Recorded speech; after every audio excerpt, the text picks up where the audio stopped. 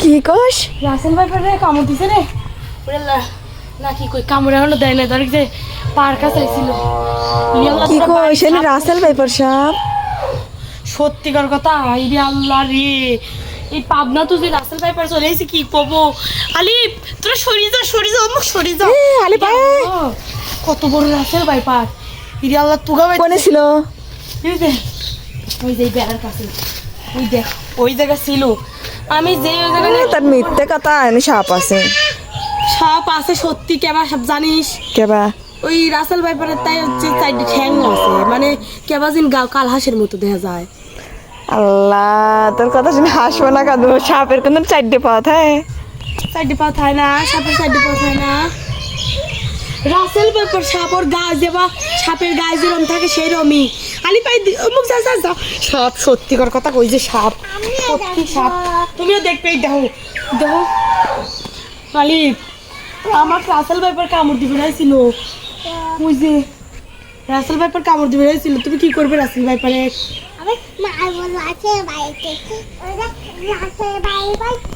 কি দিয়ে মারবে তুমি?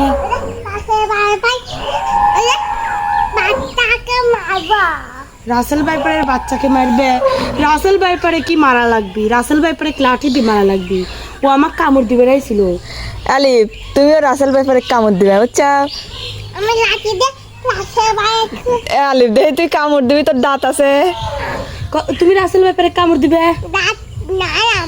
দেখি দেহি দেহি দেহি। আসলে এই যে রাসেল ভাইপারে কিভাবে কামড় দিবি? বল তো রাসেল ভাইপার কামড় দিবি। আলিফ, আমাকে রাসেল ভাইপার তো কামড়। রাসেল ভাইপারের মতো দুইটা দাঁত। তুমি কি করলে নে?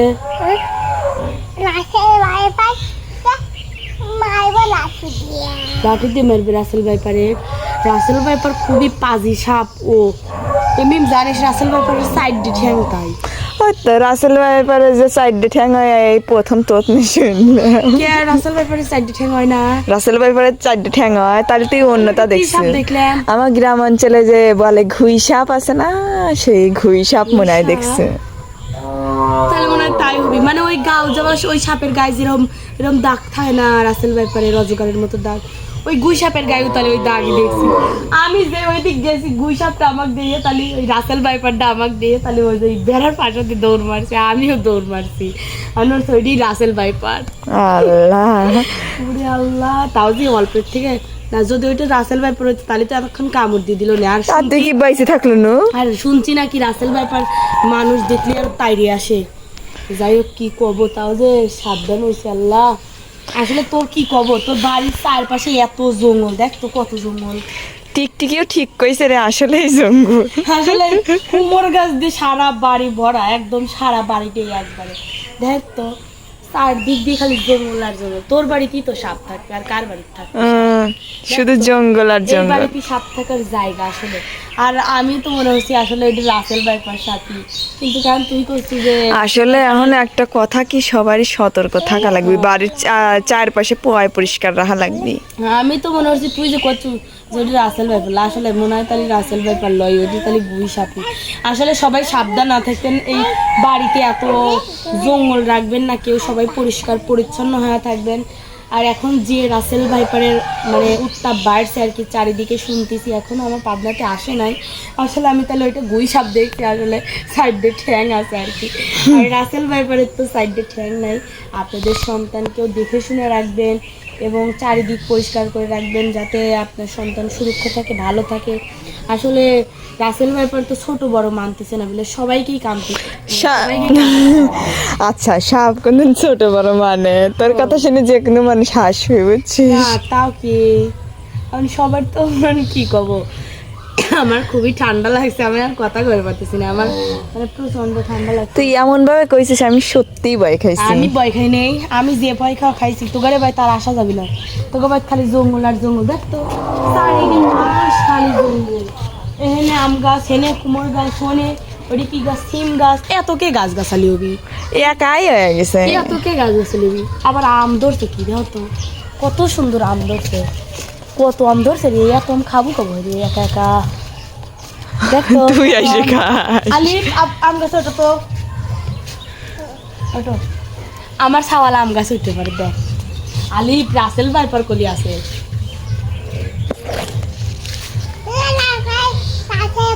ইয়াল্লা দেখো এই আমটা কত বড় হয়েছে। ওই তো বরাবর আছে দেখেন আলিফ মনে করলি রাসেল ভাইপার সাপ আছে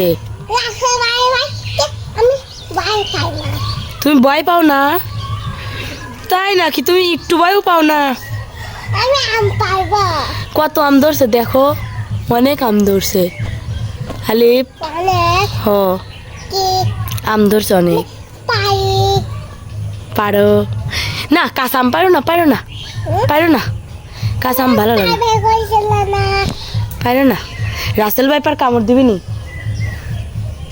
রাসেল ভাইপার কিন্তু কামড় দিবি নি বুঝছো আসো আসো নামো রাসেল ভাইপার কামড় দিবি নি রে আল্লাহ যে বড় বড় রাসেল ভাইপার যাই হোক আপনারা চারপাশে পরিষ্কার পরিচ্ছন্ন রাখবেন ভালো মানে চারদিক দেখে শুনে রাখবেন এখন রাসেল ভাইপারের যেহেতু আতঙ্ক ছড়াইছে এখন আতঙ্ক নাকি গুজব জানি না পাবনাতে এখনো কিন্তু রাসেল ভাইপারের দেখা মেলে নাই এখন আর সব জায়গায় মিলছে কিনা জানি না সবাই তো বলতেছে রাসেল ভাইপার আমি তো শুনলাম যে পাবনা আসছে সাপ আসছে হ্যাঁ আসলে আমরা এখন পাবনা ওই যে পদ্মার পাড়ে চরে ওইখানে ওইখান দিয়ে আসতে পারে ওইখানে মানে নদীর ধার দিয়ে ওইখান দিয়ে যেহেতু পানি আসতে পারে আমাদের গ্রামেও পানি আসতেছে আমাদের গ্রামে পানি আসলে আমাদের ওদিকে আসার সম্ভাবনা আছে আমাদের ওইখানে আসার সম্ভাবনা আছে যাই হোক আমরা সবাই সাবধান থাকার চেষ্টা করব তো যাই হোক ওইখানে সাপ নাই আমি আপনাদেরকে একটু গান শোনাই আসলে রাসেল ভাইপারের থেকে সবাই সাবধান হয়ে থাকবেন এটাই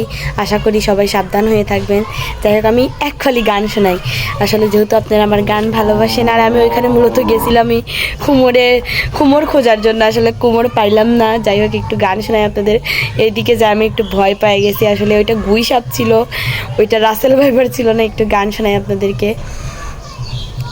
ওই পাহাড়ি চ্যাংরা বন্ধু দোলা দিল হৃদয়ে ওই পাহাড়ি চ্যাংরা বন্ধু দোলা দিল হৃদয়ে প্রেমের হাওয়া বুকের মাঝে যাই রে বয়ে বয়ে প্রেমের হাওয়া বুকের মাঝে যাই রে বয়ে বয়ে ওই পাহাড়ি চ্যাংরা বন্ধু দোলা দিল হৃদয়ে ওই পাহাড়ি চ্যাংরা বন্ধু দোলা দিল হৃদয়ে প্রেমের হাওয়া বুকের মাঝে যাই রে বয়ে বয়ে প্রেমের হাওয়া বুকের মাঝে যাই রে বয়ে বয়ে উদাসে দুপুর বেলা মনটা ঘরে থাকে না তোমার সুরে হৃদয় নাচে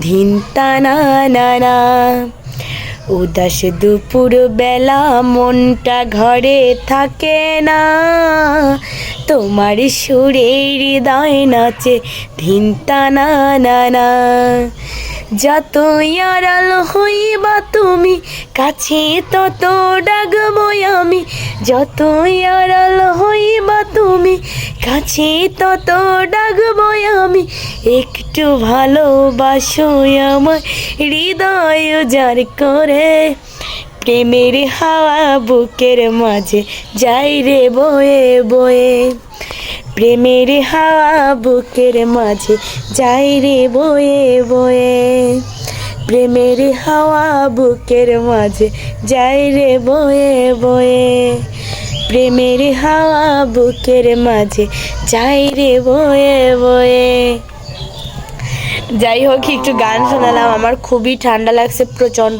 ঠান্ডা লাগছে আমি জাস্ট কথাই বলতে পারি নাই মানে আমার কণ্ঠ শুনেই বুঝতে পারছেন যে আসলে কতটা ঠান্ডা লাগছে